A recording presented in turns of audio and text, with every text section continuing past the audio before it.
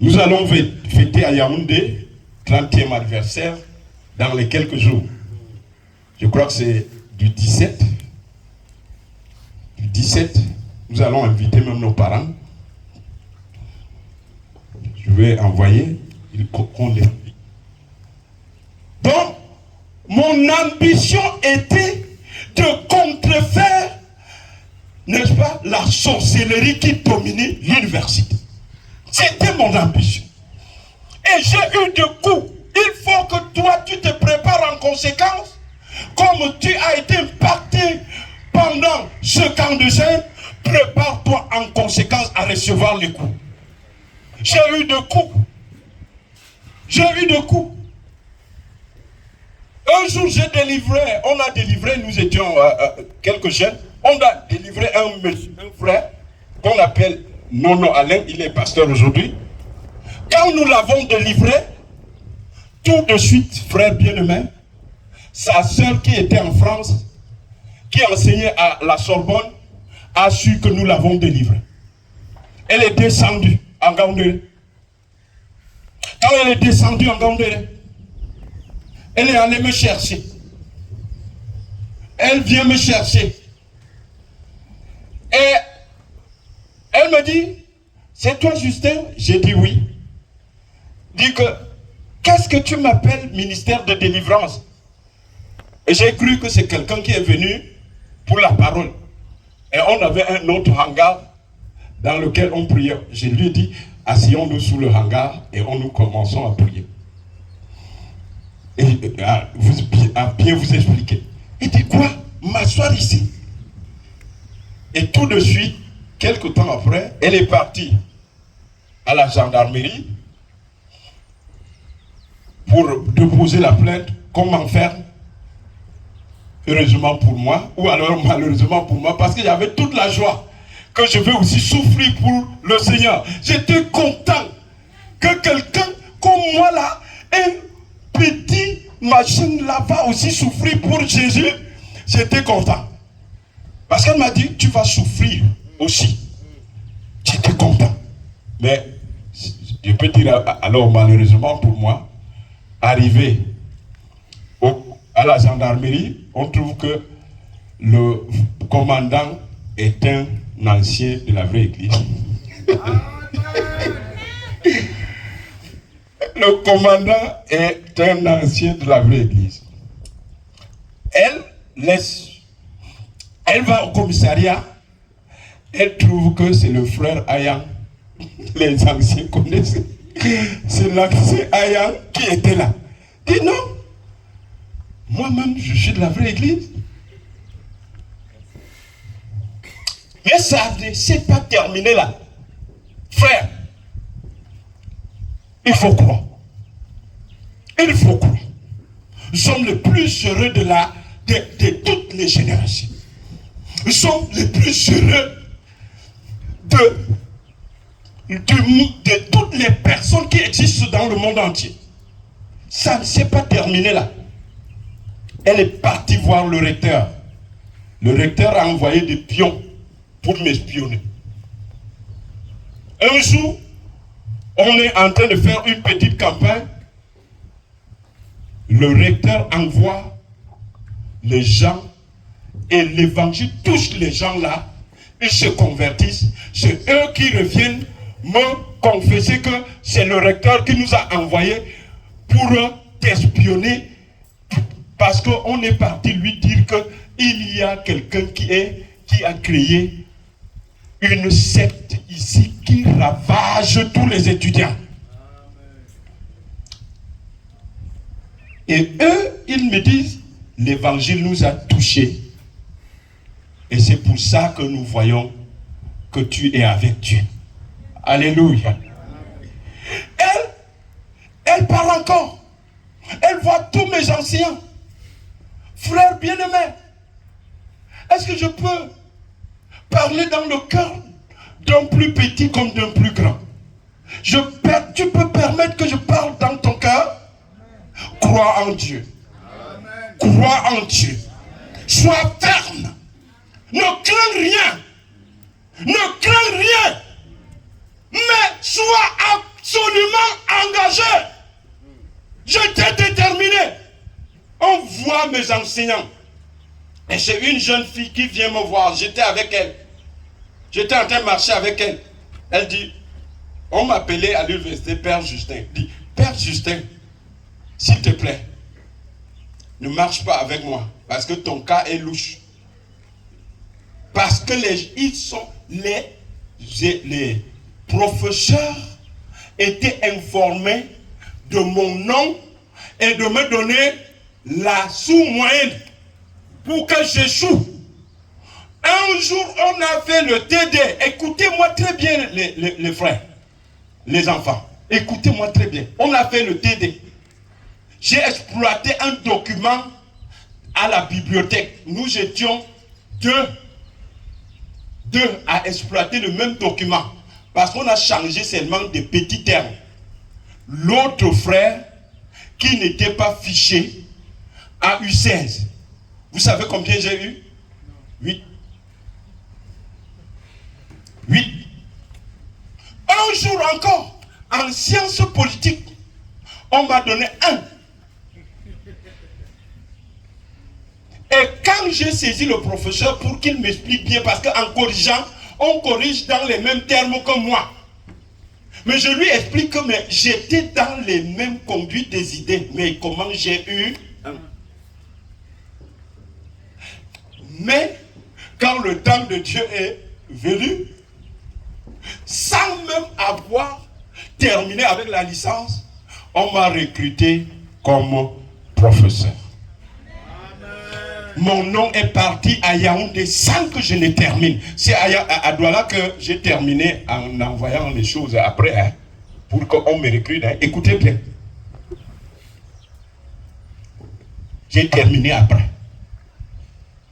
En mettant mon nom, quand Dieu a vu qu'on me maltraite, je ne pouvais jamais, même en 40 ans, frère, il y a des choses que tu dois savoir, que Dieu conduit ta vie. Dieu conduit ta vie. Je ne pouvais, même si je faisais 40 ans, je ne pouvais jamais avoir la licence à l'université de Ngaoundéré. Parce que tout le monde était instruit qu'il faut qu'on me fiche. Mais Dieu avait un plan pour moi. Ceux qui avaient obtenu la licence après, ils n'ont jamais eu du travail. Alléluia. Mais moi, qui n'avais même pas terminé la licence, Dieu m'a donné du travail. Et après, j'arrive à Douala comme personne ne me connaissait. J'ai continué à avoir facilement la licence et la maîtrise. Et j'ai dit facilement, mais j'ai eu avec 12. J'ai eu la maîtrise avec 12. Si j'étais feignant, comment j'ai eu la maîtrise avec 12? Si j'étais feignant, comment j'ai eu avec 12? Il faut relever le défi. Il faut être animé de son ambition. Quelle est ton ambition? Il faut que le règne de Dieu vienne dans ton école. Il faut que le règne de Dieu vienne dans ton université. Que ton ambition soit le règne de Dieu. Que le règne de Dieu s'installe. Que le règne de Dieu s'installe. Partout où je vais, que le règne de Dieu s'installe. Je dis bien que si c'est le souhait de ton cœur que le règne de Dieu vienne, le règne de Dieu va venir et envahir non seulement certaines personnes, mais les gens peuvent commencer à confesser la gloire de Dieu. J'ai dit, 30e anniversaire dans quelques jours, l'ambition que j'avais, le souhait que j'avais dans le cœur, c'était que les étudiants confessent la gloire de Dieu. Et parmi ceux qui sont sortis de l'université de l'aumônerie protestante, il y a aujourd'hui, je peux même exagérer en disant, il y a des centaines et des centaines qui sont devenus pasteurs. Quelqu'un peut dire amen? Amen. Il y a des centaines de personnes qui sont devenues pasteurs. Ils glorifient Dieu. Ils magnifient Dieu. Et je vous dis la vérité, quand c'est une ambition, tu vas le réaliser. Amen. Et il faut que tu sois animé par des ambitions nobles pour Dieu. Que Dieu te bénisse. Amen. Mon souhait, c'est que partant de ce camp, tu sentes dans ton fort intérieur que je porte en moi le règne de Dieu. Je dois communiquer le règne de Dieu. Frère, vous pouvez être heureux, vous pouvez être séparés, vous pouvez être consacrés, mais si vous ne témoignez pas Jésus, votre consécration ne sert à rien. J'ai cru que quelqu'un allait dire Amen. Si vous êtes un et que l'onction coule sur vous et vous n'annoncez pas l'évangile de Jésus, vous ne servez à rien. Mais si quelqu'un n'a pas la même dose d'onction que toi, mais il annonce l'évangile, il est plus grand que toi devant Dieu. L'onction amène, je veux dire, annoncer l'évangile amène l'onction. Annoncer l'évangile amène la consécration. Quand tu annonces l'évangile, tu vas te sanctifier. Quand tu annonces l'évangile, tu vas de plus en plus chercher la face de Dieu. Il faut que tu commences à annoncer l'évangile. Aujourd'hui, tu es dans la salle de classe, mais tous tes camarades, aucun ne connaît que tu es enfant de Dieu. Est-ce que c'est normal? Est-ce que c'est normal? Tu vis avec les gens dans ton environnement, tu ne leur as jamais annoncé l'évangile. Est-ce que tu portes en toi le règne de Dieu? Que Dieu soit loué. Parce qu'aujourd'hui, il faut que ta vision change. Que je suis porteur de la bonne nouvelle. Je suis porteur de la bonne nouvelle. Chacun vive pour des causes. Il faut que je vive pour annoncer l'évangile. Je dois devenir plus que jamais porteur de l'évangile pour cette nation. Il y a quelque chose qui m'a touché et qui doit nous toucher, nous tous. Depuis quelque temps, ça ronronne et ça touche le fond de mon cœur. Dans la génération actuelle,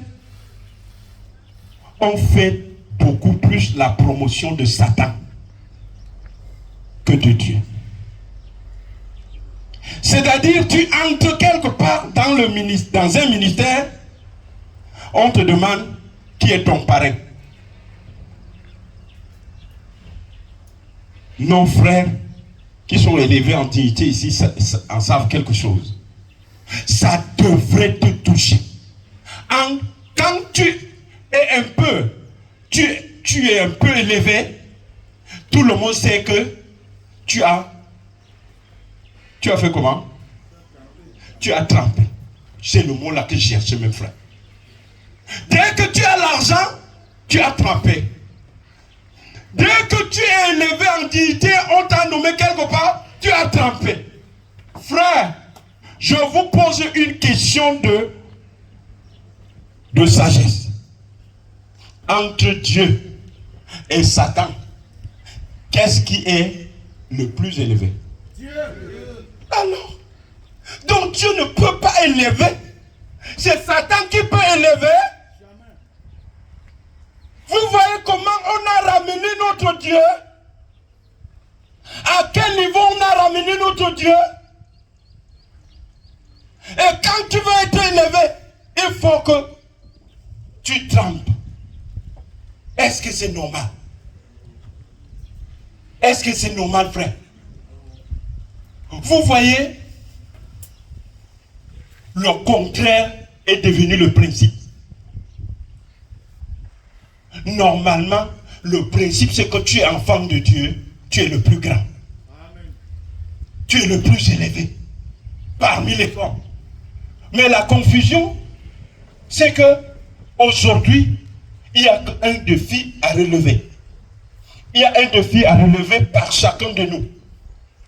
Il faut que partout, on glorifie le nom de mon Dieu. Amen. Que le règne de Dieu vienne dans les ministères. Que le règne de Dieu vienne même à la présidence. Que le règne de Dieu vienne partout. Que le règne de Dieu vienne dans les lieux élevés. Et que les gens confessent Dieu. Il faut que ce soit ton engagement et ta façon que je veux amener le règne de Dieu partout où je veux aller et que notre présidence confesse aussi le règne de Dieu. Au lieu de confesser Satan, qu'il confesse le règne de Dieu. Alléluia. Que le règne de Dieu vienne sur le Cameroun. Que le règne de Dieu vienne sur toutes les autorités du Cameroun. Il est temps, frère, que tu relèves le défi.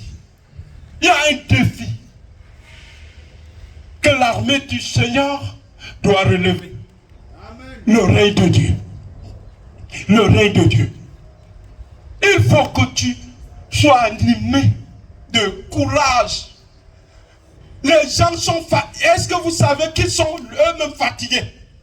Ils sont fatigués. Je vous dis devant Dieu qu'ils sont fatigués. J'ai eu une expérience récemment. Une autorité de ce pays, j'entre dans son cabinet, son bureau. Il faut être mon CV. Et je mets tout, hein. Je mets tout. Moi, j'ai mis tout dans mon CV. Comment j'ai cru, comment j'ai été baptisé dans l'eau, comment j'ai été baptisé dans le Saint-Esprit, comment j'ai cru à la vraie église de Dieu. J'ai mis ça dans mon CV. Je ne me cache pas. C'est mon identité. Quand il a fêté ça, il dit, c'est vrai que tu es de la vraie église de Dieu. C'est vrai que tu es pasteur. Parce que j'ai mis là-bas qu'on m'a consacré le 12 avril 2012. Alléluia. Je crois que c'était le 12 avril. Mais j'ai mis quand même en avril 2012. Il dit que c'est vrai que tu es consacré, que tu ne bois pas. Et tu ne fais pas les choses là. Il a changé à mon égard parce qu'il me recevait froidement. Mais quand il a lu que j'étais né de nouveau et je suis à la vraie église, ça l'a marqué. Il a changé, il a commencé à causer avec profondeur avec moi. Il m'a posé des questions. Tu ne bois jamais, tu ne cherches jamais les femmes, tu ne fais jamais les choses là. Il me regardait avec admiration. Frère, les gens là sont fatigués de leur milieu. Dites, nous devons leur dire de quoi il s'agit. De quoi il s'agit la vie. Et il me pose la question. Je approfondis. Je suis sûr que... Et il a pris mon CV. Il dit, je garde ton CV. Ça fait environ un mois. Il dit, je garde ton CV. Je suis sûr qu'il va m'appeler. Sûr. Je suis certain. Pas à cause de tout ce qu'il a lu là-bas. J'ai enseigné ici. J'ai fait ceci. Mais à cause du fait qu'il a lu là-bas que je suis de la vraie église et que je ne bois pas et que je ne mens pas et que je ne vole pas. C'est ça qu'il a marqué. Parce qu'il a changé de chaise, hein? Il a pris sa chaise. Il dit, c'est vrai que tu ne bois pas. C'est vrai que toi tu ne fais pas les choses du dehors là. Je lui ai dit oui. Quand on est engagé dans le Seigneur, on fait des choses extraordinaires pour la cause de Dieu. Il dit, ça, donne-moi ton CV, je vais garder. Alors qu'il m'avait reçu froidement. Bien-aimé, quelqu'un me suit ce matin? Donne-toi entièrement au Seigneur. Et à partir de toi, les choses peuvent changer dans ce pays. Changeons le pays spirituellement. Que ce ne soit plus le spiritisme qu'on te demande. Il faut que tu entres dans la sorcellerie pour être élevé, pour être ceci. Mais qu'on dise, es-tu enfant de Dieu? Il y a eu ce moment aux États-Unis où les enfants de Dieu ont changé leur milieu de vie. Et chacun pouvait poser la question, are you born again? Alléluia. C'est un mot très fort. Il faut que ça revienne dans le Cameroun, que ça revienne dans notre pays. Qu'on cherche les born again. Que Dieu soit loué. Frère, j'ai dit qu'il y a une attente régulière et permanente. Tu dois porter dans ta vision dès ce matin que l'oreille de Dieu vienne. Partout où tu mettras pied, il faut que tu implantes l'oreille de Dieu. Que ça soit ton histoire aussi, que j'ai fait quelque chose. Moi, quand j'avais cru, j'avais moins de 17 ans. Et quand je compte dans mon histoire personnelle, parce que chacun doit avoir son histoire personnelle. Quand je compte dans mon histoire personnelle, j'ai créé des églises. Au moins 4. C'est-à-dire en mon nom propre. J'ai créé là où il n'y en avait pas. Ça, c'est mon histoire. Ton histoire, c'est quoi? Pratiquement, ton histoire, c'est quoi? J'ai prêché l'évangile pour la première fois, créant église. J'avais 2 semaines de foi. 2 semaines de foi. Et mes amis se rassemblaient. Je suis allé en vacances. À juste 2 semaines, je n'étais pas baptisé dans l'eau. J'étais baptisé dans le Saint-Esprit. Je suis allé dans mon village. Les gens sont venus de partout, mes amis. On leur a dit que je suis entré dans l'église des pleurs. Ils sont venus. Il y a un qui me taquine. Il dit, il va pleurer. Je vais le toucher. Il va commencer à pleurer alors. Il me touche. Quand il va commencer à prier, là, vous allez voir comment il pleure. Il pleure. J'ai profité, j'ai annoncé l'évangile. Il y a un ancien de Lemec qui a cru en ce jour-là. Et il a persévéré dans la foi jusqu'aujourd'hui. Alléluia. Est-ce que ce n'est pas un début? S'il y a le plein évangile dans mon village, c'est moi qui l'ai créé. Parce qu'un frère descendait de Douala, arrivant au village, il a entendu que j'avais annoncé l'évangile. Et comme je ne connaissais même pas qu'il faut créer l'église, je savais qu'il faut que quelqu'un croie en Jésus. Mais lui étant mûr, il vient du plein évangile, il crée donc avec moi et autour de ce que j'avais déjà fait, le plein évangile qui existe aujourd'hui. Ce n'est pas moi qui ai commencé. Ce n'est pas dans mon histoire. Je ne peux pas retenir ça comme un élément de mon histoire. J'ai annoncé l'évangile à mon voisin de banc. Et il est allé dans son village, toujours dans l'extrême nord. Il a annoncé à sa famille. Et dès qu'il a annoncé à sa famille, on m'a fait appel. Je suis venu dans son village, j'ai annoncé encore l'évangile. Et l'ensemble de voisins a cru et nous avons créé l'église là-bas. Et quand il était question de faire le baptême, je suis allé dire à mon pasteur, mon premier pasteur, beaucoup entre les papas le connaissent, il s'appelle Narcisse Jaourou. Jaourou Narcisse, c'était mon premier pasteur. Je lui ai dit, viens faire le baptême dans une église que j'ai créée. Il a dit que toi, si tu as créé l'église, j'étais encore jeune, mais engagé, résolu. Mais toi, tu as 10 ans de foi, 20 ans de foi. Regarde un peu derrière toi. Tu as déjà sauvé combien de personnes? Hein? Frère, ce n'est pas une bonne question. Hein? Toi, tu as déjà évangélisé jusqu'à ce que combien de personnes croient? Dis-moi la vérité, combien? Et tu dis que le règne de Dieu vient? C'est des bouches? C'est une fable? Non, que l'oreille de Dieu vienne, que quelqu'un sorte de la gueule de Satan et rejoigne l'armée de l'Éternel. Qu'il vienne, qu'il dise que Dieu est bon. Dieu est bon.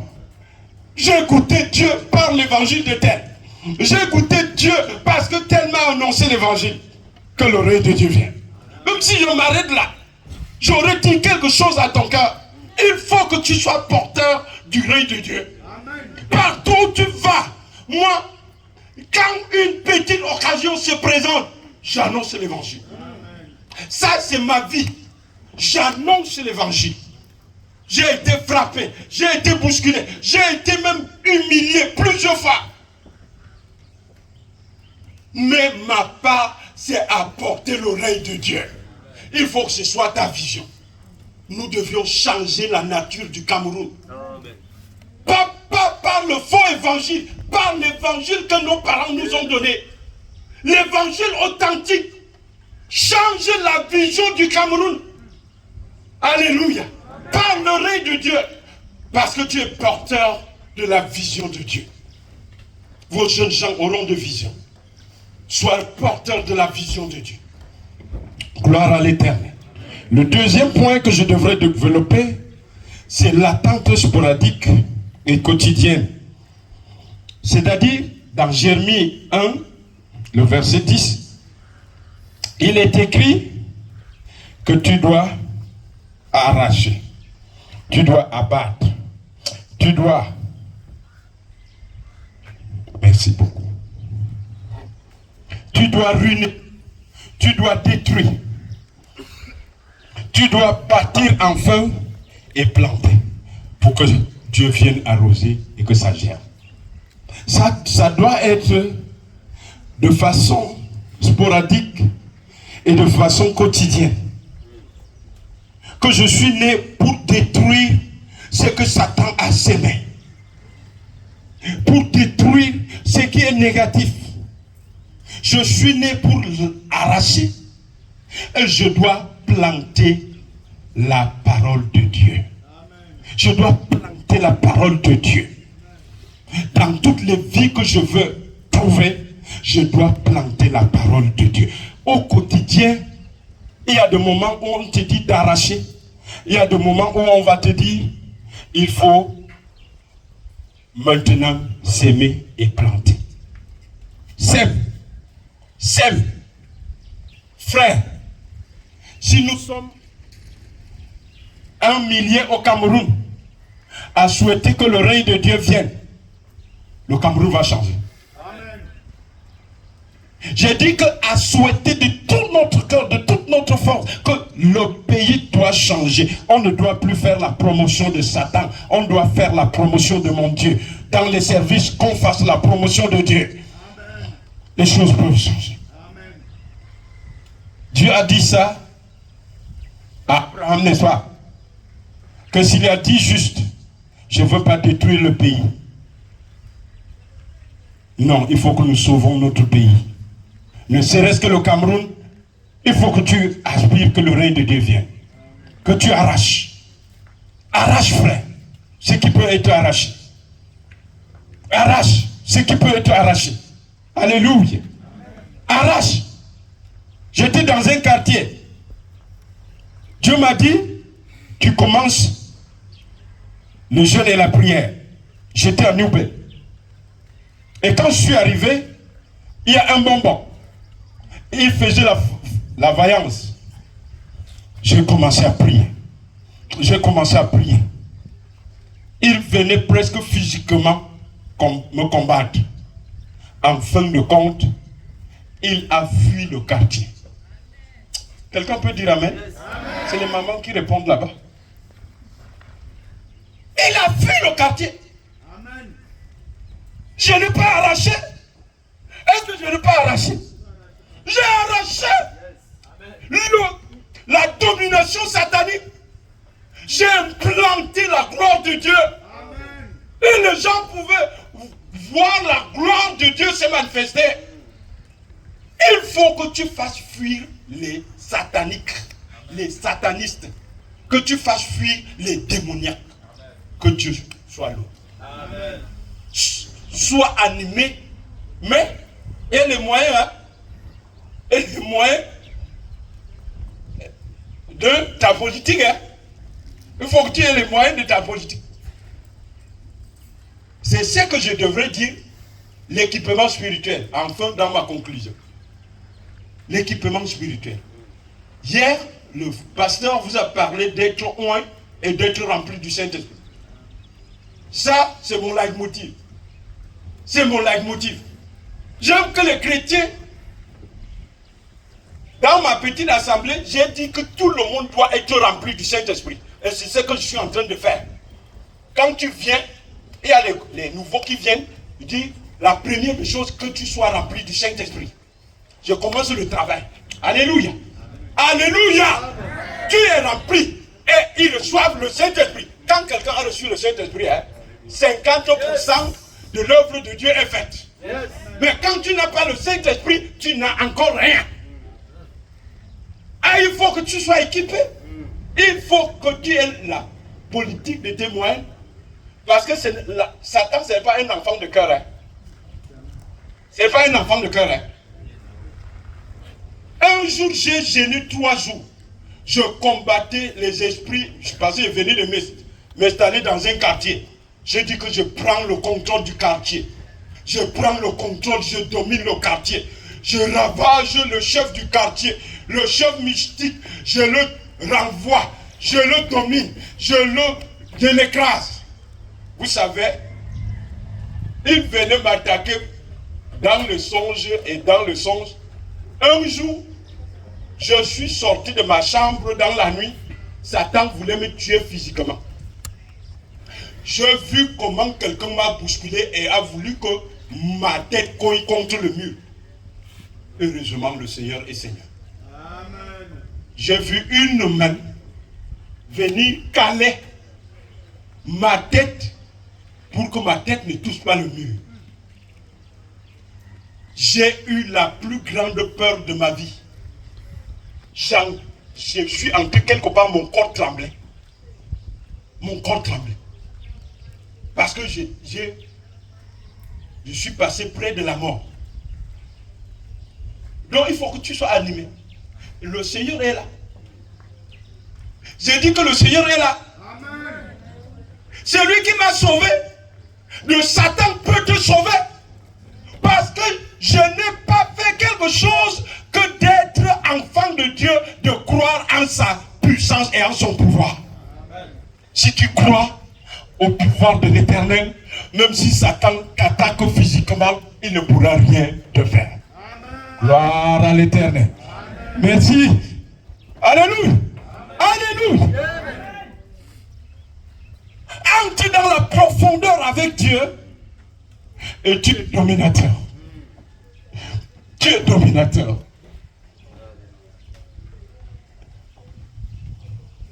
C'est la vérité. Dieu est avec nous. C'est lui qui croit, quel que soit à l'université, il y a une fille sorcière, Alice, elle s'appelait Alice, elle m'a empoisonné. Elle m'a empoisonné. Dans mon corps, je ressentais qu'il y avait quelque chose qui s'est passé. C'est comme si on cisaillait mes intestins. Comment elle a fait? Elle dit, Père Justin, je vais te voir. J'ai cru que, comme nous sommes dans la même faculté, elle voulait le cours. Je prends mon cours, je viens dans sa chambre. Soyez sage. Soyez sage. S'il n'était pas ivre du Saint-Esprit, elle allait me tuer. Elle me donne quelque chose à manger. Elle me donne à manger. Moi, l'esprit avait refusé. Et j'ai dit que je vais d'abord prier. Elle dit non, mange. Elle m'a embarrassé de toute nature. J'ai mangé sans prier. Quand j'ai mangé, elle dit, Père Justin, je vais sortir. Il faut que tu partes. Je suis parti. J'ai après eu le mal, le mot de ventre.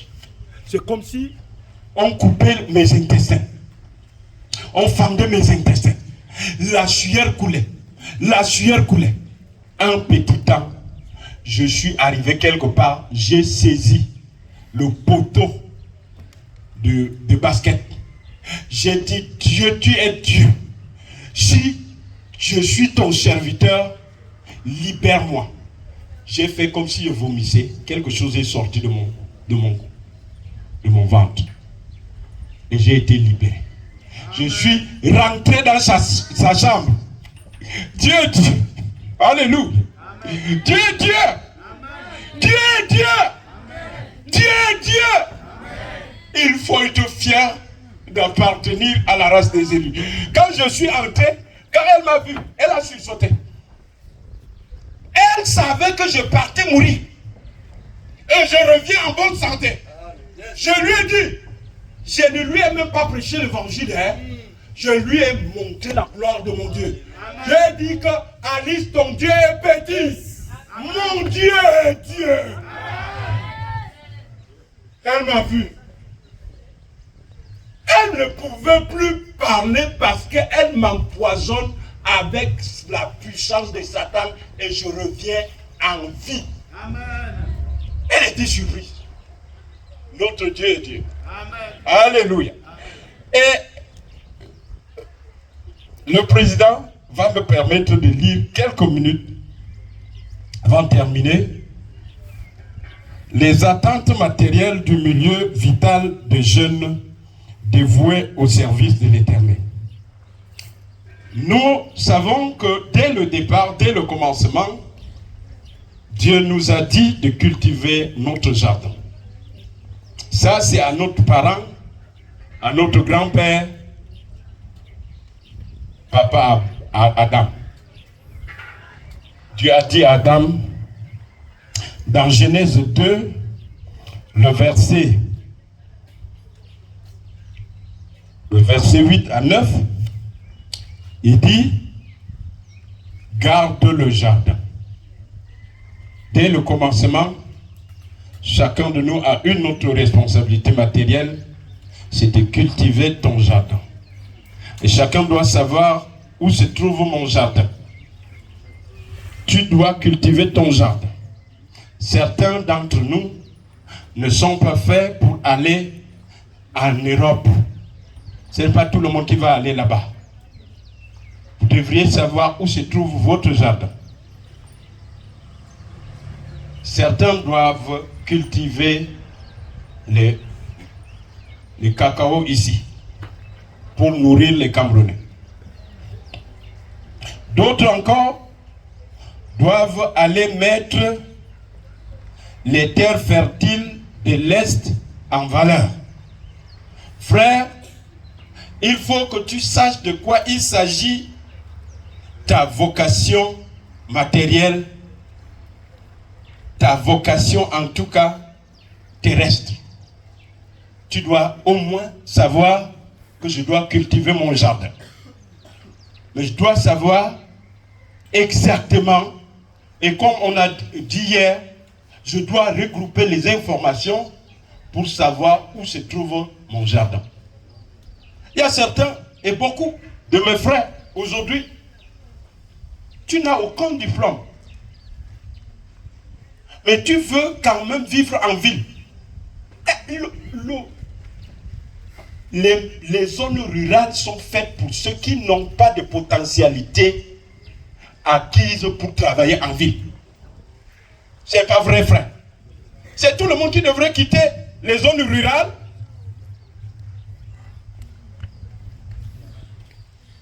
Vous ne parlez plus. C'est tout le monde qui devrait quitter les zones rurales pour aller en ville. C'est pas vrai. J'ai un de mes grands frères, un grand frère de sang. On lui a dit, va en ville, et il a dit non. Moi, je veux travailler au village. Aujourd'hui, il est plus riche que nous tous de la famille. Amen. Quand il cultive ses oignons, quand il cultive le coton, il peut récolter en une année des millions. En une année comme ça, il récolte des millions. Donc chacun doit savoir, je veux dire, où se trouve mon jardin. Rentrant à la maison, prie. Les frères l'ont dit. Et je réitère avec eux que recherche où se trouve ton jardin. Est-ce que mon jardin se trouve dans un bureau? Est-ce que mon jardin se trouve dans un champ? Tu dois retrouver ton jardin. Et tu dois le cultiver. Le frère a dit quelque chose hier qui va changer ma vie. Je suis convaincu. Parce que quand je décide, ce que j'ai décidé une fois, je le fais avec toute ma force. Il a dit, qu'eux, ils ont deux critères majeurs. La ponctualité. Et encore quoi, le frère? Il a parlé de la ponctualité. Il a parlé de la rigueur dans le travail. C'est à peu près ça. Mais j'ai retenu la ponctualité. Il y a des moments où, dans les réunions même, je suis en retard. Il y a des moments où, même dans mon travail professionnel, je suis en retard. J'ai dit hier que je mets la croix sur ça. Amen. Et quand j'ai vu que on commence la cérémonie, certains sont encore en train de se laver, je me suis posé la question, est-ce qu'ils n'ont pas suivi le message d'hier? Ça doit changer notre caractère. Il faut que nous devenions absolument ponctuels.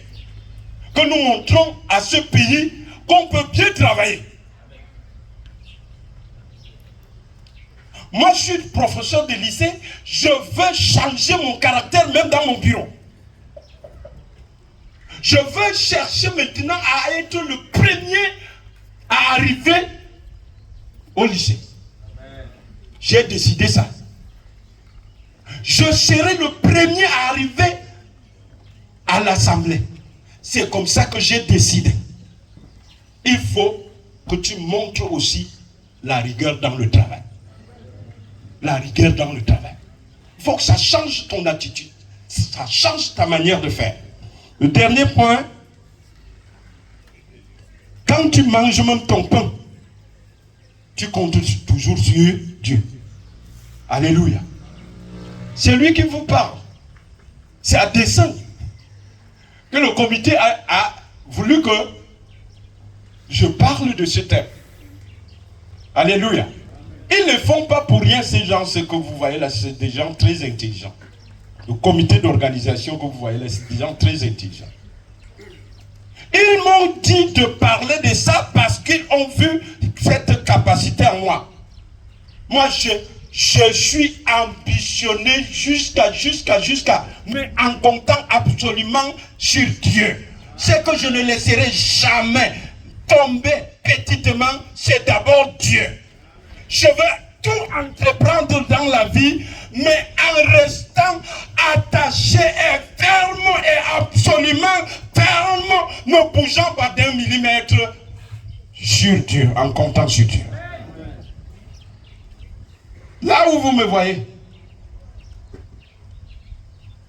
après le pastorat que j'ai eu de naissance, je ne veux pas vous expliquer de long en large. Je suis enseignant et je suis en train de programmer que dans les 5 années à venir, en préparant ma retraite, il faut que je sois avocat. Amen. Il faut que je sois avocat. Amen. En préparant la sortie, il faut que je sois professeur d'université. Amen. Les universités sont en train de naître. Pendant les 5 années là, je veux prier qu'on libère, et que je puisse soutenir mon doctorat et que je commence à enseigner à l'université. Amen. C'est toujours moi.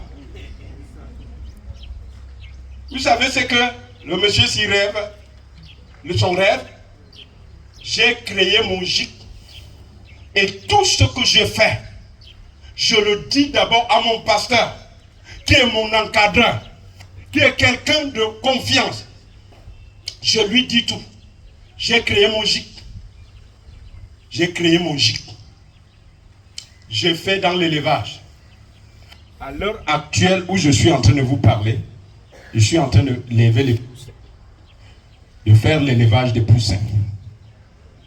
Alléluia. Amen. Je suis en train de faire l'élevage des poussins. J'ai créé mon gîte.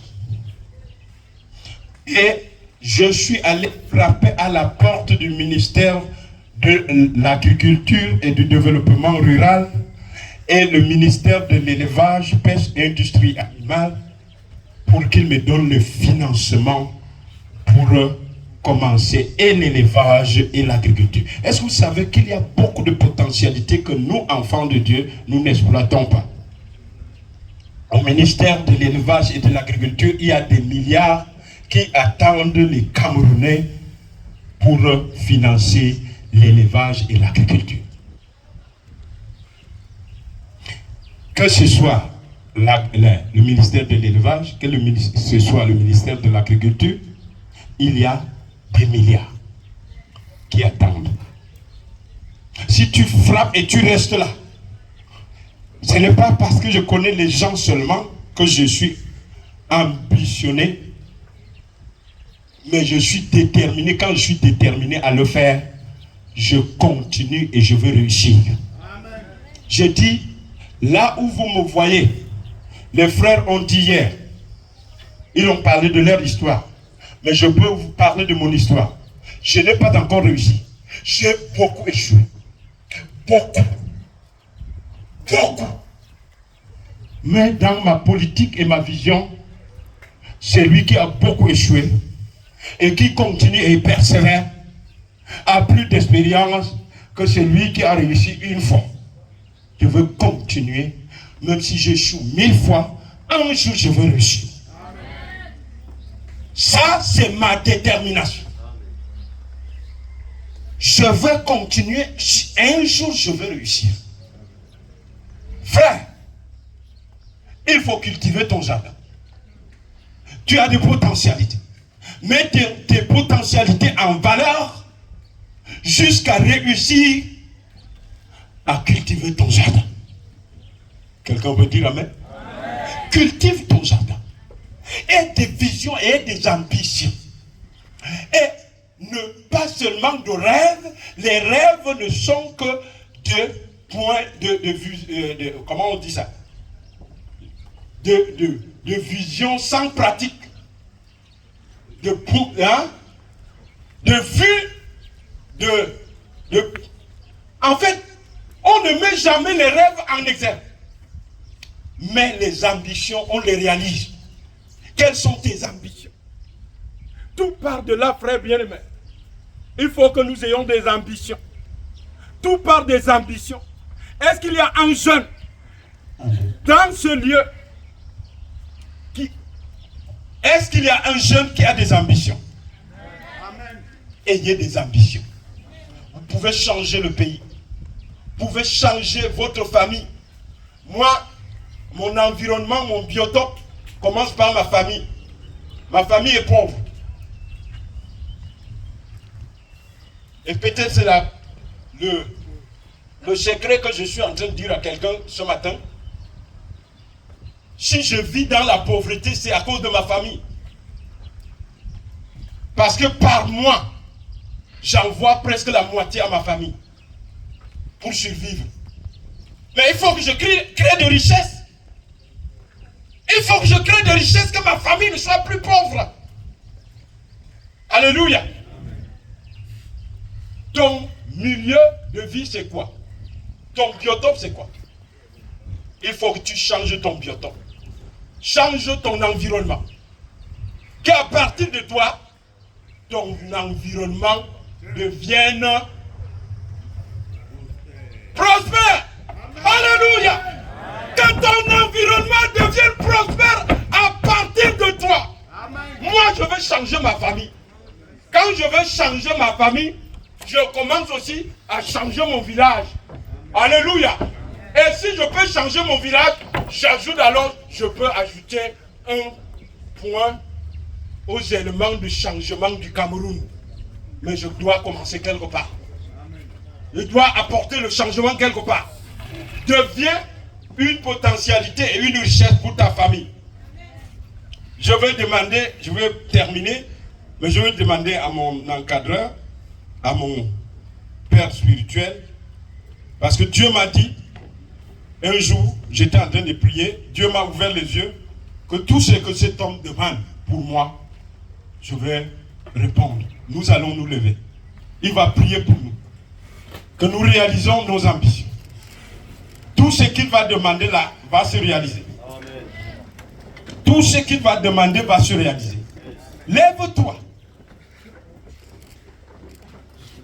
tes ambitions sont lesquelles? Tes ambitions vont se réaliser. Béni soit ceux qui prendront part à la table du Seigneur. Béni soit ceux qui prendront part à la table du Seigneur. Nous sommes venus à la table du Seigneur. Nous sommes venus à la table du Seigneur. Je voudrais, avec tout le respect, inviter ici le révérend Tanque Roger. Quand il va prier, sois rassuré. Je voudrais l'inviter solennellement, avec tout le respect. Quand il va prier, il faut rassurer que ça va se réaliser. Amen.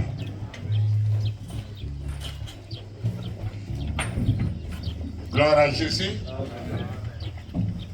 Nous savons que Dieu exauce les prières. Et c'est Dieu qui a le dernier mot. Amen. C'est Dieu qui a le dernier mot. Il sait ce qu'il va faire après la prière.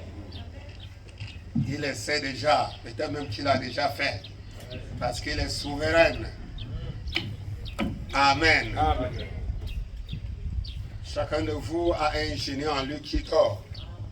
Nous l'avons appris hier. Il faut désormais qu'il se réveille et qu'il soit utile pour l'Église et pour la nation. Si on commence par l'Église, on va réussir. Quelqu'un m'entend? Amen. Commencez par l'Église. Tout ce que tu as, mets ça pour l'Église. Que ça soit pour Dieu. Que tout soit pour Dieu. Dieu va s'occuper le reste. Et nous voulons te remercier ce matin pour la parole vivante que nous avons reçue venant de toi, qui peut changer notre histoire, peut changer notre situation, que notre avenir peut être transformé par ta présence dans nos vies, par ta grâce dans nos maisons. Nous prions, Seigneur, que ces paroles soient vraies, que nous soyons manifestement une lettre que Dieu a écrite. Quand quelqu'un nous voit, qui voit Dieu, qui reconnaît que Dieu est vivant, qu'il en soit ainsi pour chacun de nous, afin que le reste soit accompli par toi. Amen. Nous te prions, Seigneur, après avoir écouté ton conseil, aide-nous à les mettre en pratique pour en tirer profit. Nous croyons que le profit viendra quand nous allons mettre ta parole en pratique. Et nous allons tirer profit. Aide-nous à l'appliquer, à donner tout ce que nous avons pour appliquer cette parole. Et nous croyons qu'elle a mesure de changer notre histoire. Elle a la puissance à l'intérieur pour accomplir ce que tu as dit. Elle a le pouvoir, ta parole, de changer l'histoire de tout homme, de tout jeune, de toute femme. Et nous croyons à la puissance de la parole. Qu'elle soit parfaite dans nos vies. Qu'elle accomplit l'impossible dans nos vies. Qu'elle accomplit l'impossible dans nos familles. Qu'elle accomplit l'impossible dans tout ce que nous entreprenons au nom de Jésus. Seigneur, accorde l'attention particulière à la parole, à ta parole. Oh Dieu, rien que à ta parole. Oh Seigneur, nous te prions. Permettez ta parole. Transforme la vie de chacun de nous. Pour que demain, nous ne soyons plus ce que nous sommes aujourd'hui. Rien que ta parole. Rien que ta parole. Seigneur, nous comptons sur toi. Nous croyons que tu as les moyens pour le faire. Tu as tous les moyens qu'il faut pour que demain, nous ne soyons plus ce que nous sommes aujourd'hui. Seigneur, merci pour les instants que nous avons passés. Merci pour ta parole. Merci pour l'onction des filles. Merci parce que notre histoire ne sera plus jamais écrite. Pas de démons, pas de sorciers, pas de vampires, pas le prince de ce monde. Non, au nom de Jésus. Nous disons que Satan avait notre déclarons, Seigneur, la bénédiction qui vient d'en haut. Dans la vie de chacun de nous. Nous déclarons que ton règne reste dans nos vies. Amen. Reste en nous. Amen. Afin que demain, une fois de plus, nous ne soyons plus les mêmes personnes. Amen. Nous te faisons confiance. Béni soit ton Saint-Nom pour ces instants. Au nom de Jésus, nous avons prié. Amen. Amen.